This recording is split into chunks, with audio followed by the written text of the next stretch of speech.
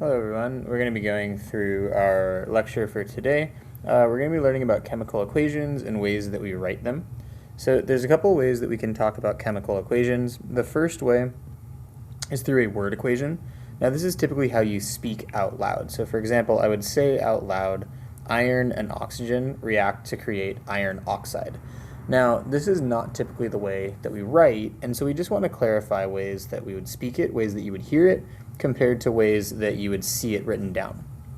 And so if you write it out in full words, we might write something like what is shown here. So we have iron plus oxygen reacts to make iron 3 oxide. Now the arrow there is just something that if we were to read it out loud, you'd say something like yields or gives or reacts to make. So like iron plus oxygen reacts to produce or reacts to make iron 3 oxide. Okay. Now let's look at another way that we can write this. So another way we can write this is called a skeleton equation. So in the skeleton equation, we go from words to chemical formulas. And so in this example on this slide, we're showing that we start with hydrogen plus oxygen reacts to make water. That's our word equation. And we can replace that with what is listed here. So it just says H2 plus O2 reacts to make H2O. Now, this is not typically what a chemist would say out loud because it's easier just to say the chemical name than a chemical formula. But if we were to write this, it's a little bit faster. So you'd write H2 plus O2 makes H2O.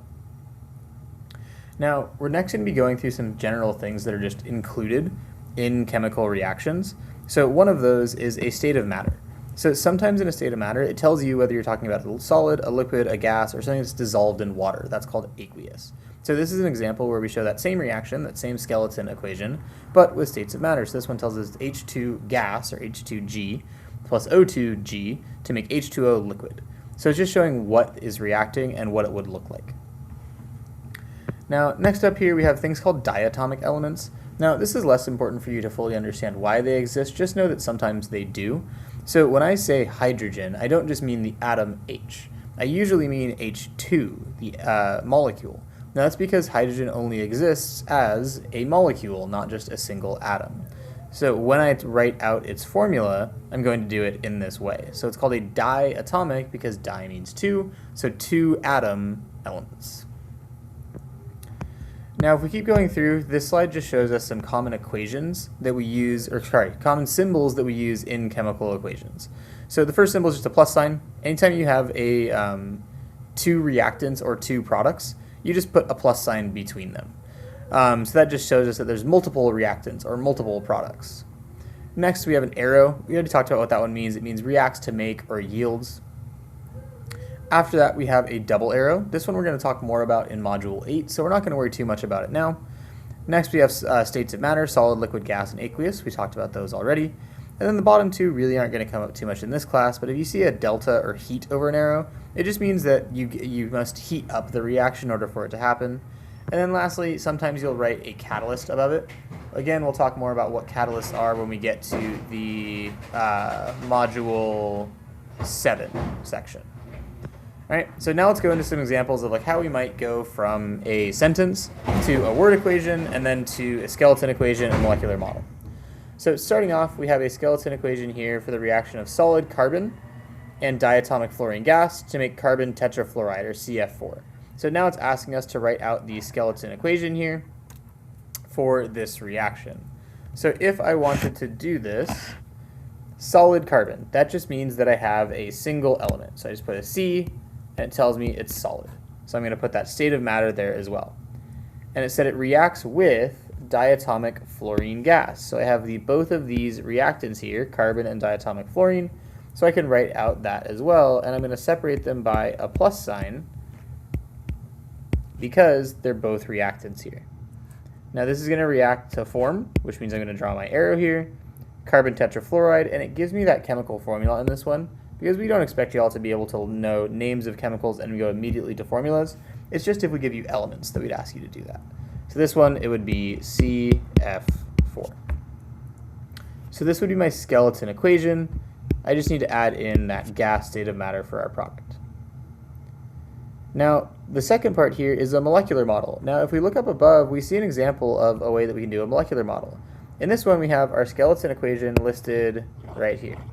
And then we also have a molecular model. We're showing H2 and O2 reacting to make H2O.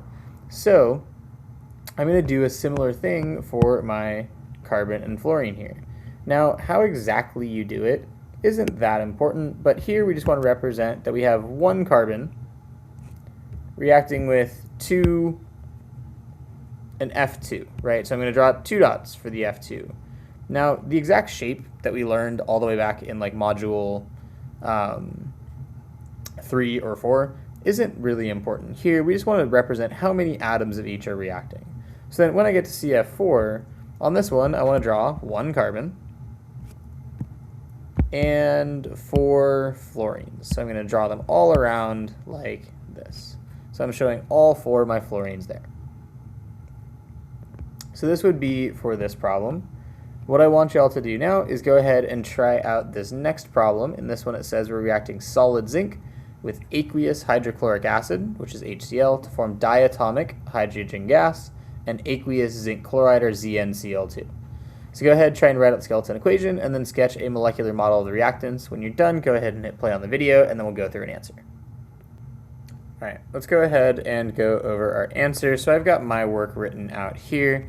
So first, I just wrote out my zinc solid, so Zn parentheses S, and then the hydrochloric acid chemical formula was given, and it told us that the state of matter was aqueous, so I wrote HCl parentheses AQ. Next up, we have an arrow because we're now moving on to what's product. It says what we're forming. And then it said diatomic hydrogen, so that's H2, and it tells us it's a gas, so I put a G in parentheses. Next up, we have ZnCl2 parentheses AQ because we have zinc chloride aqueous. Now, for my molecular model, I just chose random colors. Some students get stuck on like what color each element should be. It doesn't need to be consistent throughout. So for example, up above, I said that C was red and F was blue, but in this one, zinc is red and H is blue. It doesn't particularly matter what colors you use as long as you're consistent within a single problem. So here I have red for zinc, blue for H, and purple or pink for Cl. And then for H2, that means it's going to be 2 blue dots. Zinc is going to be a red dot surrounded by those 2 pink or purple dots. All right. Now we're going to skip down in the notes for a little bit until we get to this problem. Now, this one is going to help us illustrate something that's wrong with a skeleton equation, right? When we say skeleton, what we're implying is that something is missing, right? It's just the bare bones. It doesn't have everything that you need for a chemical reaction. So what we want to do here is make some changes to make our chemical equation right. Now we're starting off by talking about a bicycle, right? So when you make a bicycle, the parts that you use are a frame, a wheel, a pair of handlebars, and a pedal, right? But to actually make a bicycle, we don't just need one frame and one wheel and one handlebar and one pedal. We need to actually figure out the amounts of each. So we can make some changes here. So instead of just saying one frame, or instead of just saying one wheel, we know that to make a bike, we need 2 wheels. So I'm going to put a 2 in front of that W to represent that we use 2 wheels. Now next, we also need 2 pedals. So I'm going to put a 2 in front of the P as well. So this is showing that we have a frame that mixes with 2 wheels, 1 pair of handlebars, and 2 pedals to make a bicycle. So this is just making modifications to our chemical equation. Now, one thing I want to point out here is that we didn't make changes to the subscripts. Now when I say subscripts, what I mean is the thing that would go right after a letter, like right here, or here, or here, or here, right? We are not making changes to any of those. We are just making changes to the coefficient that goes out front of our reactant or product. So we are only making changes to something in front of our equation here. Now, if we go back above to one of our skeleton equations up here, we can explain why. So if we look at zinc here, so if I wanted to balance this equation and for some reason I needed to make it zinc 2, if I put a number out in front here, this means I need 2 Zn solids, so 2 zinc solid atoms. Whereas if I put my number after the zinc, So if we added a 2 instead to the zinc here, now we have diatomic zinc, which that's a different element reacting. We don't want to have that different element reacting here. We still want it to be just zinc solid. We don't want to have diatomic zinc. So we can't make that change to our chemical formula. We just have to change how many of each thing is reacting. So now let's go back to our example of our bike here. So this process of fixing a skeleton equation is called in chemistry balancing. So if I balance a chemical reaction, what that means is I am making sure that I have the same number of each atom on both sides of the reaction. So for example, now that I have that 2 in front of the W, now there are 2 wheels on the left side of the reaction. And in our bike over here, we also have 1 wheel and 2 wheels, right? And so since we've now balanced it, we're saying that we have the same amount of wheels and same amount of handlebars and same amount of pedals and same amounts of frames on both sides of our chemical reaction. So next, let's talk about how we would do this with real chemicals, all right?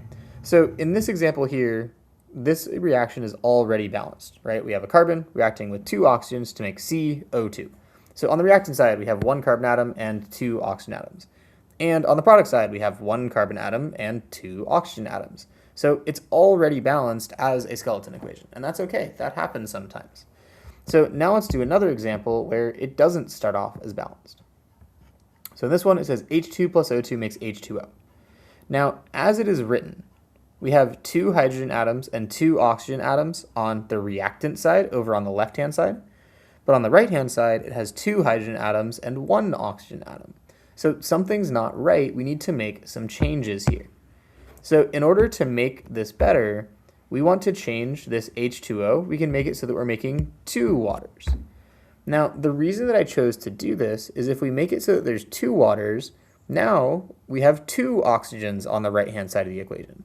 So in total, since I have 2 waters, that means that I have 4 hydrogen atoms and 2 oxygen atoms. So now my number of oxygens on both the reactant and product side matches. Now I just need to fix the hydrogens. So for the hydrogens, I have more on the product side than the reactant side. So I need to put a 2 in front of this H2 as well to make it so that I also have 4 hydrogen atoms on both sides. So now these also match on both sides. So part of this problem, we did a little bit of the work for you, but making a table like this at the bottom of your reaction where you can track how many hydrogen atoms are present and how many oxygen atoms are present is a really useful way to keep track of what you need to change. Remember, the goal is to make it so that both sides match. So we're looking on the left side of the arrow over here and the right side of the arrow over here, making sure both sides of that arrow match. Now, this is a process that students sometimes find really difficult, but it's just a puzzle. So you're not going to be good at a puzzle when you first start to learn it, and so you should expect to struggle with this a little bit at the beginning. The more you practice, though, the better off it's going to be. So let's go ahead and keep going through and talk about the common mistake that I mentioned earlier. So if we look here, what we're showing is that mistake that I mentioned. We're changing a subscript, like we're showing here, not a coefficient out front. Now, the reason this is a problem, if we're saying we want to react hydrogen gas with oxygen gas to make water, the chemical formula for water is H2O.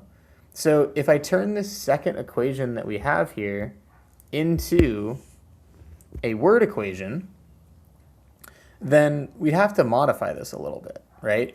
It would now read hydrogen gas plus oxygen gas makes hydrogen peroxide.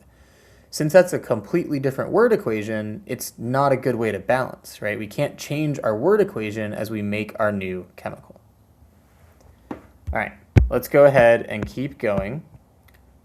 So the next thing that we're going to talk about here is limiting an excess reactant. So this is something that I think conceptually is straightforward, and it's more mathematically where it gets difficult. So let's just explain in terms of you having like a barbecue at a party. Now, I'm sure you've gone to the grocery store if you've ever shopped for this, and you've seen that they sell hot dogs usually in packs of 6, and they sell buns in packs of 8, or they sell the hot dogs in packs of 8 and the buns in packs of 12. Whatever they do, they make it so that you can't just buy the exact same number of hot dogs and buns. You always end up running out of one before the other. So the one that you run out of first, you call that the limiting reactant. So in our example here with hot dogs, we can see that there are 1, 2, 3, 4, 5 hot dogs. And for buns, we have 1, 2, 3, 4. Right? So if we tried to make a hot dog, we would run out after we had made 4 hot dogs of buns. But we'd still have a leftover hot dog. So the thing that we run out of, it's the thing that's limiting how much we make. Right? So it limits the amount of product that we can create. So we call that the limiting reactant or limiting reagent. Now, the excess reactant is the one that we have extra of. So the hot dog is the excess thing, right? We had extra of those that we weren't able to eat because we ran out of buns. So the limiting reactant, that's the thing that's completely consumed, and the excess is the reactant that is not completely consumed in some chemical reaction. Okay. Now that we've gone through this theoretical knowledge of like what limiting and excess are, we now want to move on just into practice of balancing chemical equations. So we're just going to be going to this section here. We're just going to be practicing each one of these. So the goal is for you just to try out each problem. And once you've tried out the problem, then you're going to come back to the video to watch me talk about how I solved it.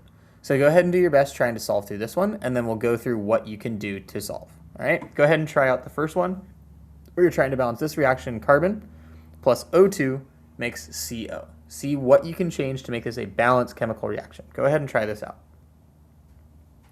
Okay, so now let's go ahead and talk through how we can solve this.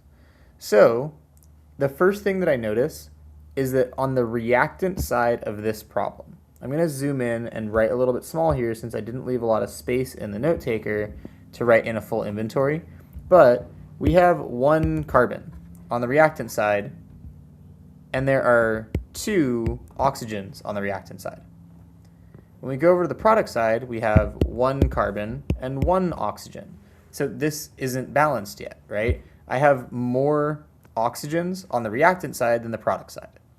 So one way I can fix that is I can put a coefficient of 2 in front of the CO. Now, when I do that, that means that I now have 2 carbons and 2 oxygens. So because I have 2 carbons and 2 oxygens, now my number of oxygens is balanced, but my number of carbons isn't. So I'll make one more change. I'll just add a 2 over on this side as well. Now I have 2 carbons and 2 oxygens on both sides of that reaction, so I can say that it is balanced. So I've been able to fix this reaction, make it so that it is balanced. All right, now go ahead and try the next one. So AgNO3 reacting with Cu to make CuNO3 and Ag. Now, one thing I want to point out here is notice that on both sides of your reaction, you have NO3. So instead of balancing this separately as N and O, you can just balance it as how many NO3s are present. So because it's a polyatomic ion and it doesn't change, it makes the balancing a little bit easier to do. So go ahead and try this one out, and once you're ready, unpause the video to watch through the answer. All right, let's go ahead and go through this. So in our reactant side this time, we actually have 3 reactants that we're going to be trying to balance, right? So we have Ag, NO3, and Cu. So we're trying to balance all of these. We start with 1 Ag, 1 NO3, and 1 Cu. Now, on the product side, we have the same things, right? Ag, NO3, and Cu. So on the product side, we still have 1 Ag, but now there's 2 NO3s and only 1 Cu. So we need to somehow fix this to make sure it's balanced. So the one thing that doesn't match is the NO3s. So I'm going to add something here to make sure that they are balanced. So I'm going to put a 2 in front of the AgNO3. Now that means that I now have 2 Ags and 2 NO3s. So those are now, the NO3s are now balanced, but the Ags are not. Now we didn't make any changes to the Cu, so we don't need to change our number there. So I'm just going to change this to a 2 on the other side. That means that I now have 2 Ags on the product side as well. So now I have 2 Ags on both sides, 2 NO3s on both sides, and 1 Cu on both sides. So we've balanced everything. All right, now go ahead and try the next problem. So Ki plus PbNO3 2 to make KNO3 and PbI2. Go ahead, try and balance this one out. All right, let's go ahead and go over our answer. So starting off, again, we have K, I, Pb, and NO3. So we have 1K, 1I, 1Pb, and 2 NO3s on the reactant side. And if we go to the product side with those same elements, we have 1K, 2 I's, 1 Pb, and 1 NO3. So the things that aren't balanced are the I's and the NO3s. So we need to make some changes here to make sure that they are. So the first thing I'm going to do is, it doesn't really matter which one you do first, but I'm going to choose to balance the KNO3s first. So if I take the KNO3, if I add a 2 here to the KNO3, now there are 2 Ks on the product side, and there are 2 NO3s. So I now have 2 Ks and 2 NO3s. So now my number of NO3s is balanced, but my number of Ks is not. So I'm going to also place a 2 in front of Ki. This means that I now have 2 Ks and 2 Is. So now if I check, I have 2 Ks on the reactant side, 2 Ks on product side, 2 Is on reactant side, 2 Is on product side, 1 Pb on the reactant side, 1 Pb on product, and 2 NO3s on reactant, 2 NO3s on product. So everything will be balanced. All right, go ahead and try the next one, and then we'll go over our answer. All right, let's go ahead and review this one together. So now I'm going to start showing you a way that you don't necessarily need to write everything out as you get better at this. Now, I'm not saying that you all should stop writing this out right now. I just want you to have an idea of what it looks like when you kind of do a little bit more in your head, and I'll try and talk you through my thinking.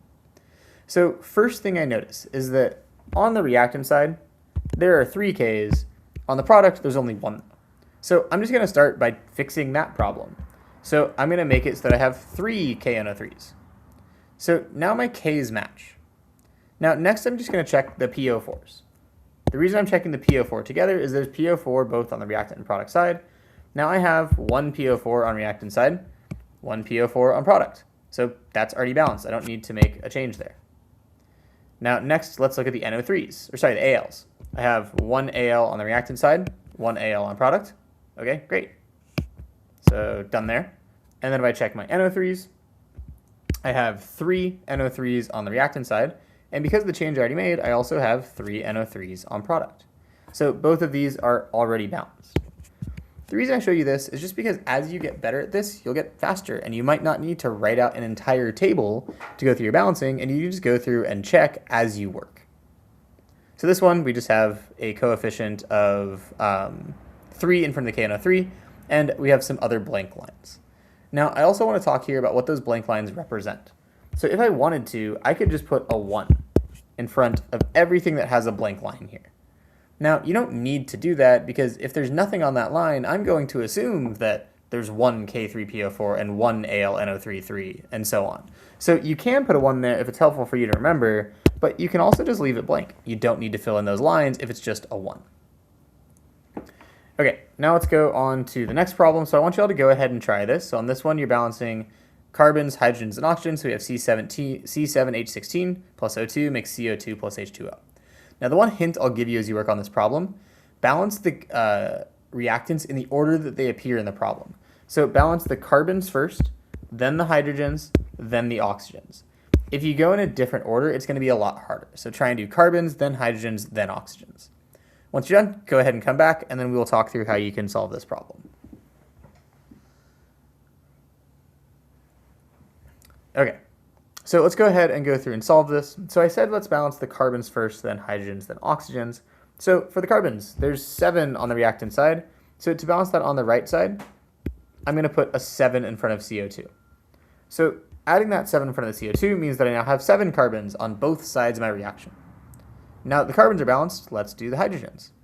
So for the hydrogens, I've got 16 on the reactant side, and I need to have 16 on the product. The way that I can do that would be by putting in 8 over here on the product side in front of H2O. If I have 8 waters, that's 8 times 2 hydrogens. That would be 16 hydrogens. Now I just need to balance my oxygens. Now, oxygen appears in two places in the product side, right? In CO2 and H2O. So if I have 7 CO2s, that's 14 oxygens.